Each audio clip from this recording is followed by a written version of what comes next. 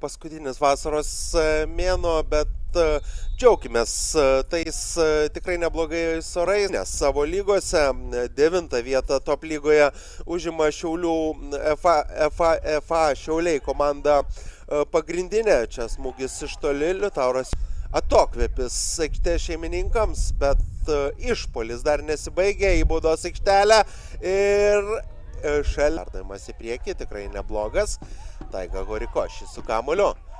Perdavimas Kantai Seki, kuri žaidžia kairiau, smūgis ir išsiskiriantis futbolininkas Džesis Ada. Geras buvo pirmas kamulio lietimas, užsikerta kamulį Ada, smūgis įvartis!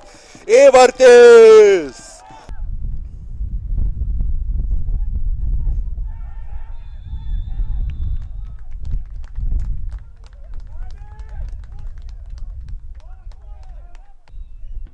Įsibėgėjimas, stabtelėjimas, smūgis ir užtikrintas šūvis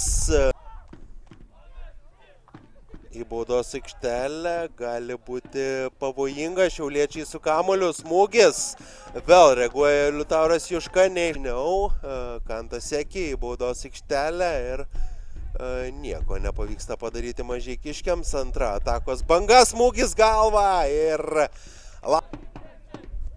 Bava nesusitvarko su kamuoliu, pavojus prie atmosferos vartų, smūgis ir tiesiai į badavimas ir baigėsi rungtynės. Fiksuoja mačo pabaigą arbitras, taigi atmosferai tikrai gana didelis nusivylimas, sakyčiau, šiandien.